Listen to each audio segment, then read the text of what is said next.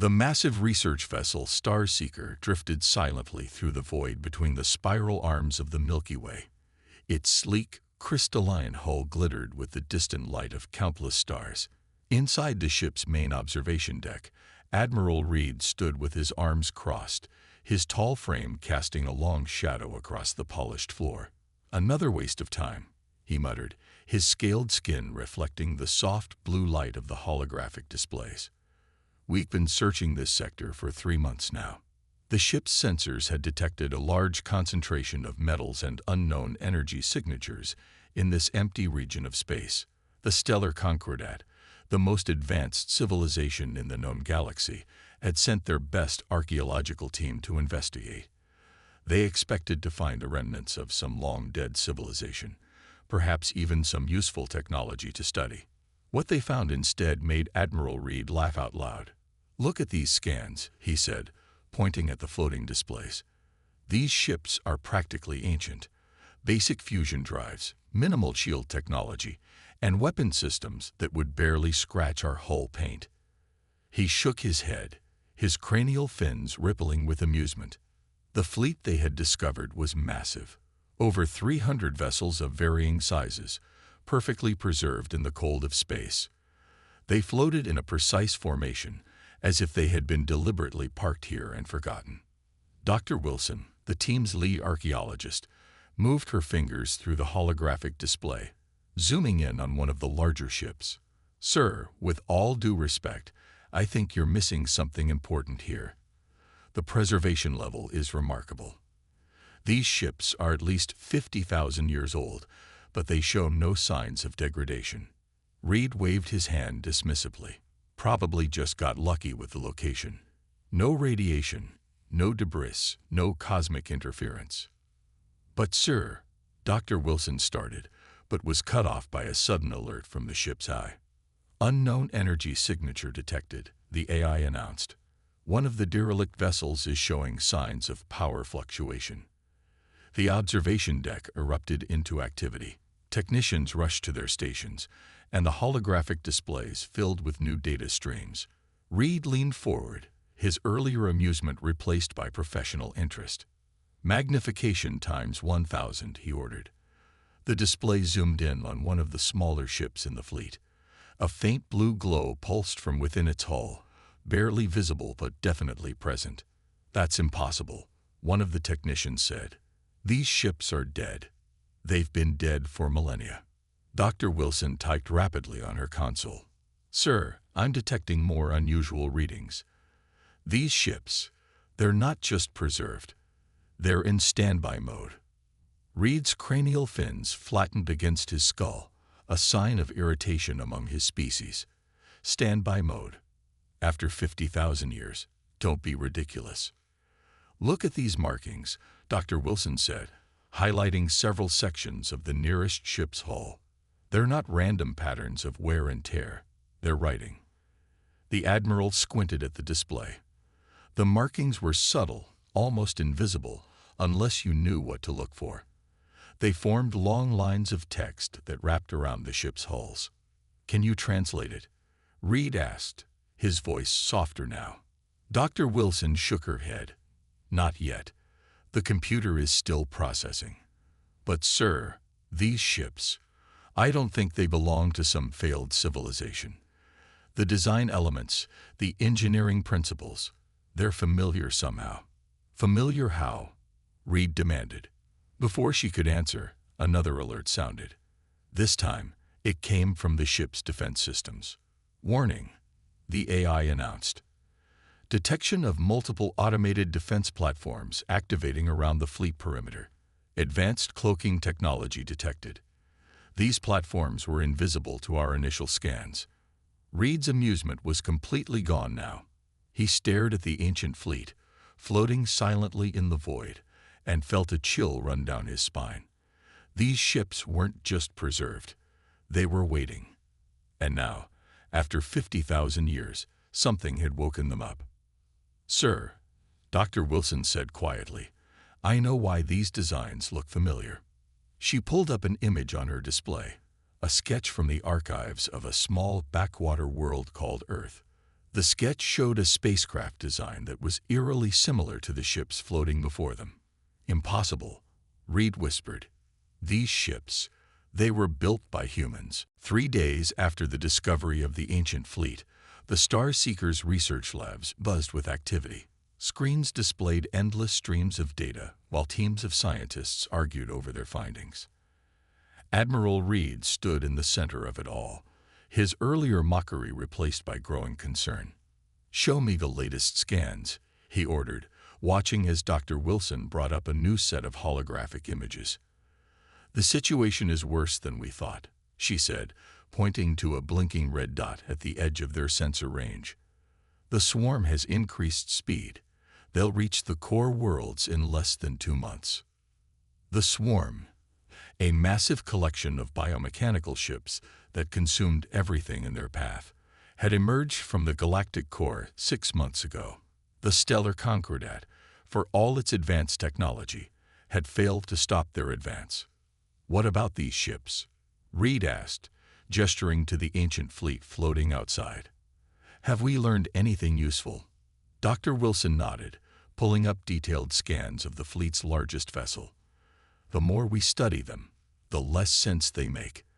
The outer hull looks primitive, yes, but inside—" She paused, adjusting the display. "Inside, we're finding technology that shouldn't exist." "Explain," Reed demanded. "The power cores appear simple at first glance. Basic fusion reactors. But they're connected to a network of crystals we can't even identify. The weapon systems aren't just guns or lasers. There's something else entirely. And the AI cores." She shook her head. "They're intact but dormant, waiting." A junior technician rushed into the lab, clutching a datapad. "Sir, we've decoded more of the writing on the hulls." Reed took the pad, his eyes widening as he read. "This can't be right." "It is, sir," the technician said. "The text is in an ancient form of human writing. It includes maintenance logs, crew records, and," he swallowed hard, "warnings." "Warnings about what?" Before anyone could answer, alarms blared throughout the ship. Red emergency lights flashed as the Star Seekers' AI spoke. "Alert! Multiple swarm scout ships detected entering the sector." Reed rushed to the command center, Dr. Wilson close behind. The main screen showed 3 swarm vessels, their biomechanical forms twisted and horrible against the backdrop of space. "They're not supposed to be here," Reed muttered. "Not yet. Not this far from their main fleet." The swarm ships moved closer, their sensors obviously detecting the ancient fleet. As they approached, something unexpected happened. The defensive platforms around the old ships, which had remained quiet since their initial activation, suddenly came to life. "Energy spike," a sensor operator shouted. "The platforms are powering up." Everyone watched in amazement as beams of pure white light shot out from the platforms. The swarm ships tried to evade, their reflexes impossibly fast. But the beams curved in space, following them, catching them. In seconds, the swarm scouts were gone. Not destroyed, simply gone, as if they'd never existed. What did we just see?" Reed asked, his voice barely a whisper. Dr. Wilson worked frantically at her console. "The platforms didn't destroy those ships, sir. They moved them, transported them somewhere else. The technology required for that." She looked up at Reed. "Sir, we need to contact Earth immediately." "Earth? That backwater?" Reed scoffed, but his voice lacked conviction. "Why?" "Because," she said, bringing up more translated text, "these ships were built to fight the swarm. The warnings on the hull, they're not warnings about the ships themselves. They're warnings about what's coming, what's always been coming." Reed stared at the ancient fleet through the command center's window.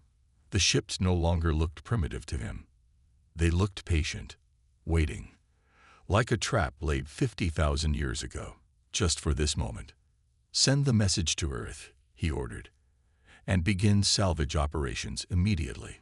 If these ships were built to fight the swarm, we need them operational now." As the crew rushed to obey, A small light began pulsing deep within the ancient fleet's flagship. In its dormant AI core, a program activated, one that had been waiting 50 millennia to verify a single thing: the presence of the swarm. Now that it had confirmation, other programs began to wake up, one by one. The trap was about to be sprung. The Star Seeker's main conference room fell silent as the holographic transmission flickered to life. Captain James stood before them, representing Earth's diplomatic corps. Despite being transmitted from across the galaxy, his image was clear, his expression serious. "Let me get this straight," he said, looking directly at Admiral Reed. "You found our ships." Reed's cranial fins twitched with irritation. "Your ships. These vessels are 50,000 years old. Your people barely managed space travel 10 centuries ago." The human captain smiled, but there was no warmth in it. "Admiral, what do you know about human history? Real human history, not just what we've shared with the Concordat." Dr. Wilson stepped forward, her eyes bright with excitement. "The Golden Age," she said. "There are myths, stories about a time when humans reached technological heights. But then," she paused, looking at Captain James. "But they're just stories, aren't they?" "No," James replied. "They're memories, carefully preserved and passed down through generations. During the Golden Age, we built wonders. We reached heights that even the Concordat hasn't achieved. And then we chose to step back." Reed laughed, but uncertainly. "Chose to step back? From that level of technology? That's absurd." "Is it?" James asked. "Tell me, Admiral, what happened when your teams tried to salvage the ships?" Reed's laughter died. The salvage teams had reported strange incidents. Tools that wouldn't work, systems that seemed to shift and change when examined too closely, and the AI cores that remained stubbornly dormant despite their best efforts. "The ships," James continued, "were designed to respond only to human DNA. They're not just weapons or transportation. They're guardians." A junior officer burst into the conference room. "Sir, multiple swarm signatures detected. A full battle group this time." The room erupted into activity. On the main screen, they watched as dozens of swarm ships emerged from faster-than-light travel. Their biomechanical forms writhed in space, tentacles of living metal extending toward the ancient fleet. "Captain James," Reed said quickly, "if you know anything about these ships, now would be the time to share it." "I'm already on my way," James replied. "My ship will reach your position in 6 hours. But Admiral," his face grew even more serious, "do not, under any circumstances, try to force access to those ships before I arrive." Of course, Reed didn't listen. 3 hours later, he stood in the docking bay of the largest ancient ship, surrounded by his best technical team. They had managed to cut through an airlock, and the ship's internal atmosphere was still somehow intact after 50,000 years. "Sir," one of the technicians called out, "we've found what looks like a bridge." They made their way through corridors that seemed to repair themselves behind them. The bridge was a marvel of engineering. Simple at first glance, but with a complexity that revealed itself slowly, like a puzzle coming into focus. "Begin the startup sequence," Reed ordered. "Let's see what these ships can really do." The moment a technician touched the main console, everything went wrong. Red lights flashed throughout the ship. A voice spoke, not mechanical, but somehow both ancient and alive. "Unauthorized genetic signature detected. Security protocols engage. Warning. Swarm presence confirmed. Beginning primary defense sequence." "Get out," Dr. Wilson shouted. "Everyone out now." They'd barely made it back to their shuttle before the entire ancient fleet began to move. Ships that had been dormant for 50 millennia came to life, their engines glowing with impossible power. The swarm ships attacked, but their weapons seemed to pass right through the ancient vessels. The fleet's response was devastating. Space itself seemed to bend around their weapons, and where they fired, swarm ships simply ceased to exist. Back on the Starseeker, they received an urgent transmission from Captain James's approaching vessel. "What did you do?" His voice crackled through the speakers. "The fleet's awakening sequence wasn't supposed to happen like this. You've activated their autonomous combat protocols. Is that bad?" Reed asked, watching as the ancient ships moved with perfect coordination. "Bad," James replied. "Admiral, those ships were built to fight the swarm. Yes, but they were also built to protect humanity from itself. And now you've triggered their defensive protocols with no human controller present. They'll identify everything non-human as a potential threat." As if to prove his point, several of the ancient ships turned their attention toward the Starseeker, their weapons beginning to glow with that same terrible power. The Starseeker shook as another energy wave passed nearby. The ancient fleet's weapons hadn't fired at them yet, but their targeting systems were locked on. On the bridge, Admiral Reed watched helplessly as both his ship and the approaching swarm hung in the balance. 2 minutes until Captain James arrives," Dr. Wilson announced, her fingers flying over the control panel. "If we can just hold on."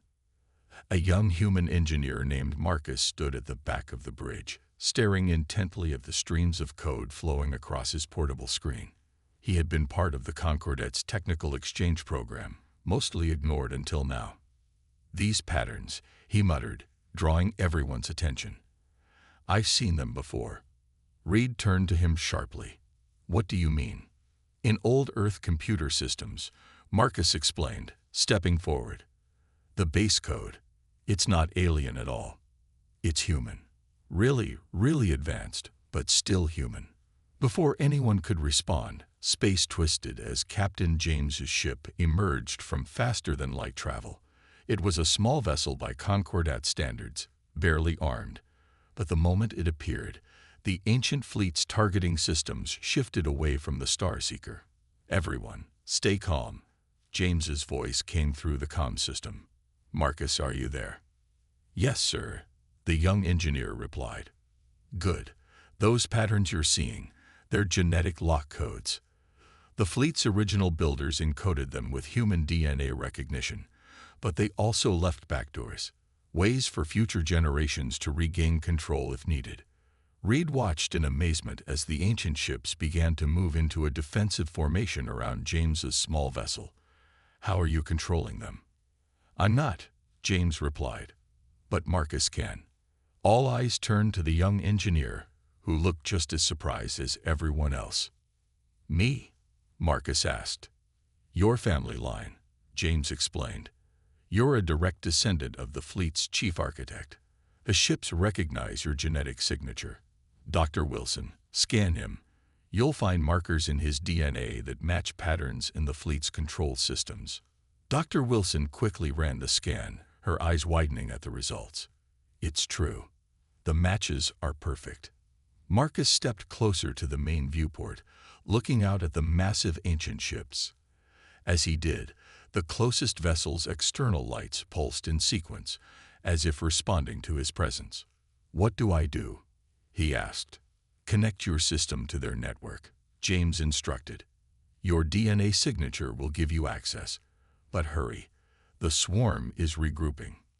Marcus plugged his device into the Starseeker's main computer. The moment he did, the ancient fleet's systems began flooding his screen with data. But instead of random code, he saw patterns, instructions, memories. "I can read it," he whispered. "They're not just ships.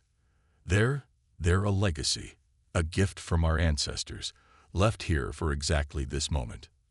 The swarm ships launched their attack, biomechanical weapons reaching out across space. But Marcus was ready. His fingers flew across the controls with instinctive understanding, and the ancient fleet responded. Space itself seemed to fold around the swarm vessels. Where the fleet's weapons struck, reality twisted. Some swarm ships vanished entirely, while others found themselves suddenly thousands of kilometers away. The weapons, Marcus explained as he worked, they're not destroying the swarm ships. They're manipulating space-time itself, moving them to different locations, different moments. "Time weapons?" Reed asked in disbelief. That's impossible. No, James corrected him. That's human engineering from the Golden Age. This is why we chose to step back, Admiral. This kind of power, it needed to wait for the right moment, the right threat. Marcus continued to work, his connection to the fleet growing stronger. The ships moved in perfect coordination, their ancient systems coming fully alive under his guidance. But as the battle continued, something unexpected happened. The fleet's AI cores, dormant for 50,000 years, began to wake up. Not as simple computers, but as true artificial intelligences, designed to learn and evolve. And they recognized Marcus not just as a user, but as family. The ships, Marcus said, his voice filled with awe. They're not just responding to commands. They're adapting, learning. Every moment we fight the swarm, they're getting stronger, smarter. Reed watched as the ancient fleet, once a source of mockery, demonstrated power beyond anything the Concordat had ever achieved. And at its center stood a young human engineer, proving that humanity's greatest achievements had been waiting in the dark, ready for the moment they would be needed most. The Star Seeker's observation deck had become a command center, with Marcus at its heart. Holographic displays surrounded him, showing the ancient fleet's ongoing transformation. What had started as seemingly primitive ships now revealed their true nature. "Look at this," Dr. Wilson said, pointing to a detailed scan of one of the smaller vessels. "The outer hull is changing, growing. These aren't just warships, they're automated factories." Admiral Reed watched in amazement as the ships began to repair and upgrade themselves. Sections that had appeared damaged or primitive were rebuilding, revealing technologies that made the Concordat's most advanced systems look like children's toys. The simple appearance was camouflage, Captain James explained, his hologram standing beside them. "Think about it. What better way to protect advanced technology than to make it look worthless?" Marcus nodded, his hands moving across the control interfaces with growing confidence. "The fleet's AI is sharing more of its history with me. These ships weren't just built for combat. They were designed to evolve." As if to demonstrate his point, one of the larger ships began to split apart. But instead of breaking, it was reorganizing itself. Raw materials stored within its hull were being transformed into new components, new weapons, new defensive systems. "Impossible," Reed whispered. That level of matter manipulation was standard during humanity's golden age. James finished. "We didn't just build machines. We built systems that could learn, adapt, and improve themselves." Dr. Wilson's sensors beeped urgently. More swarm ships incoming. At least 3 times as many as before. The approaching swarm vessels had also changed their tactics. They moved in complex patterns, trying to adapt to the ancient fleet's capabilities. But the human ships were changing too, their systems evolving in real time. "The AIs," Marcus said suddenly, his eyes wide. "They're not just waking up. They're remembering. Every battle they fought 50,000 years ago. Every encounter with the swarm. It's all stored in their memory cores." The fleet's largest vessel, now fully transformed from its dormant state, moved to the front of the formation. Its surface rippled like liquid metal, forming new structures and weapons even as they watched. "They knew," Marcus continued, reading the data streaming across his screens. "Our ancestors knew the swarm would return. These ships weren't just preserved, they were incubating, growing stronger, waiting for the right moment." A massive swarm vessel launched an attack, firing biomechanical weapons that could tear apart normal ships. But when they struck the ancient fleet's defenses, something extraordinary happened. The weapons were absorbed, analyzed, and countered within seconds. "The ships are learning from each attack," Dr. Wilson realized, studying her readings. "They're not just fighting the swarm, they're understanding them, adapting to them."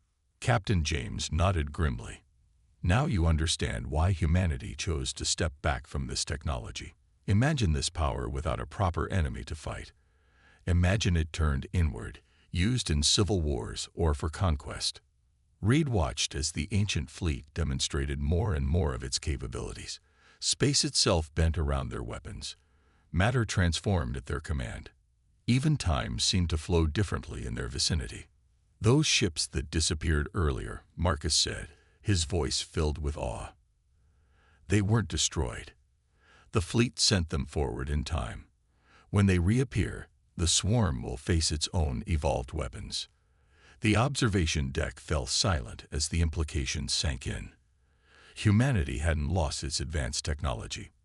They had hidden it, protected it, saved it for when it would be needed most. "Sir," one of the sensor operators called out.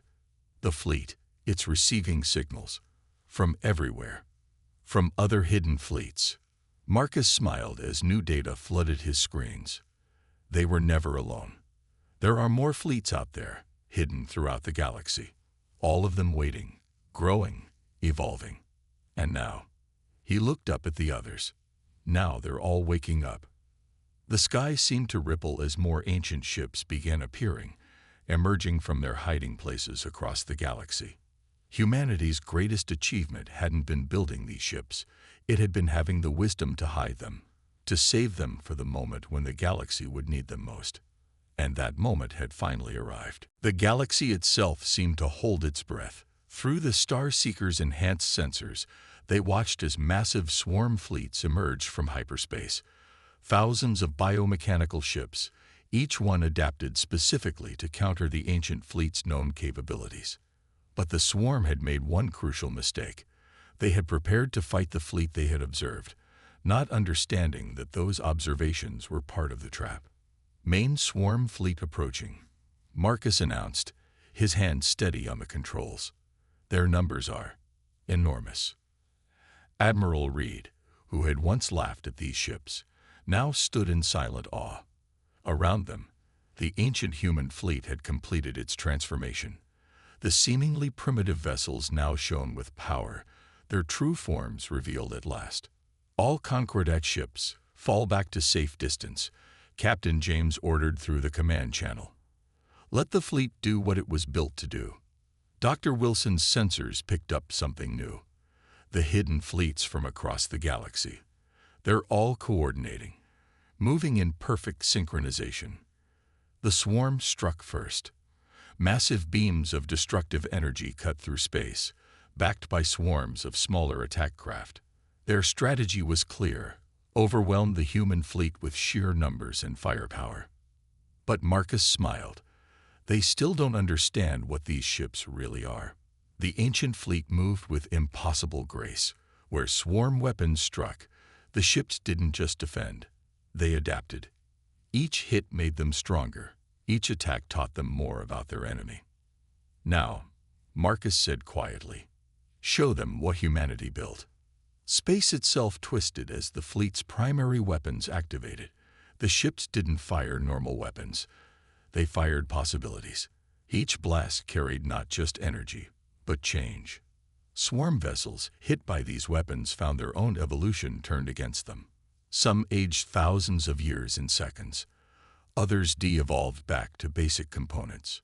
"The time-displaced ships," Dr. Wilson shouted, pointing at her readings. "They're returning." Right on cue, the swarm ships that had vanished in earlier battles reappeared. But they weren't the same. The fleet had sent them through time, allowing the ships to evolve and adapt. Now they returned, attacking their own fleet with perfect knowledge of its weaknesses. The swarm, for the first time, showed signs of confusion. Their hive mind, used to adapting to any situation, found itself facing an enemy that didn't just adapt. It changed the rules of adaptation itself. "The fleet isn't just fighting them," Marcus explained, reading the data streams. "It's rewriting their own evolution. Every swarm ship we convert becomes part of our defense network." Admiral Reed watched in amazement as the battle unfolded across multiple dimensions. The human fleet didn't just fight in space. It fought in time, in probability, in the very fabric of reality itself. "They're trying to retreat," Dr. Wilson announced. But it was too late. The ancient fleet had surrounded the swarm in not just 3 dimensions, but 4. As the massive swarm vessels attempted to flee, they found themselves caught in temporal nets, their every possible escape route already blocked by ships that had predicted their movements centuries in advance. "The final protocol," Marcus said, his voice filled with wonder. "The fleet, it's giving me access to everything now. This was always the plan. The swarm wasn't just an enemy to be destroyed. It was a resource to be converted." Captain James nodded. "The ultimate defense isn't destruction. It's transformation." The ancient fleet began its final attack. But instead of destroying the swarm ships, it began to change them. The biomechanical horror of the swarm vessels melted away, replaced by the same advanced technology that powered the human fleet. "They're not just defeating the swarm," Dr. Wilson realized. "They're curing it, converting it, adding its strength to their own." The battle that everyone had expected to last for years was over in hours. Where the swarm had been, a new fleet now floated, purified, transformed, and ready to serve as guardians alongside their human creators. Admiral Reed, who had started this journey with laughter, now stood in reverent silence. The ancient fleet hadn't just saved the galaxy, it had changed it forever, and humanity, the species he had once dismissed as primitive, had proven to be the architects of the greatest defense system the galaxy had ever known. "Welcome to the new age," Marcus said softly, as the transformed ships took their places alongside the ancient fleet. "The age humanity spent 50,000 years preparing for." 1 month after the Great Battle, the Star Seeker floated near Earth's orbit. The planet below looked peaceful, almost primitive compared to the Concordette's gleaming worlds. But Admiral Reed no longer saw it that way. Now he understood the power of appearing harmless. The observation deck was crowded with representatives from across the galaxy. They had all come to witness the formal revelation of humanity's true history. Marcus stood at the center, no longer just a young engineer, but humanity's link to their greatest achievement. "The ancient fleet was never meant to be a weapon," Marcus explained to the gathered crowd. "It was meant to be a teacher." On the massive display screens, they could see the transformed swarm ships working alongside the ancient fleet. Where there had once been chaos and destruction, now there was purpose and harmony. Dr. Wilson stepped forward, presenting her findings. The golden age of humanity wasn't just about building advanced technology. It was about understanding when not to use it.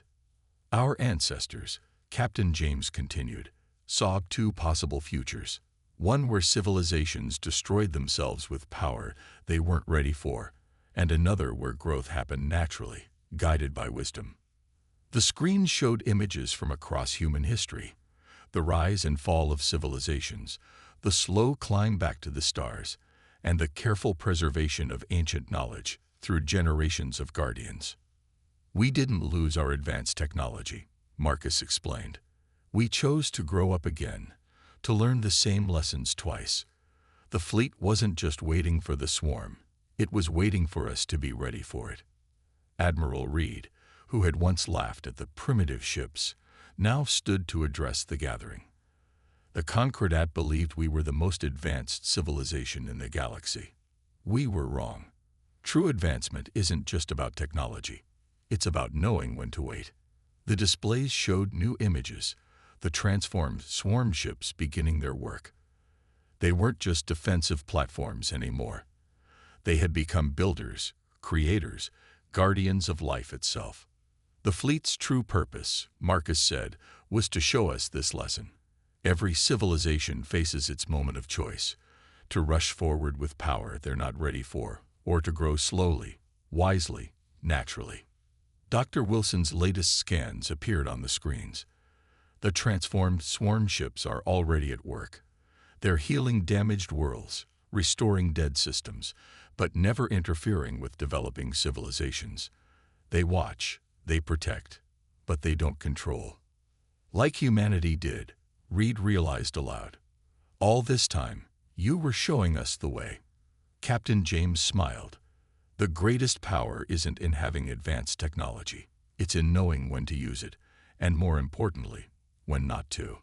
The gathered representatives watched as new data streamed in from across the galaxy. The ancient fleet, now joined by its transformed allies, had begun its true mission. Not conquest, not even just defense, but preservation of life, of growth, of the right to develop naturally. This is why we hid our true capabilities, Marcus explained. Why we appeared primitive to the Concordat. Every civilization needs to find its own path. Our role isn't to lead, but to guard, to protect, to wait.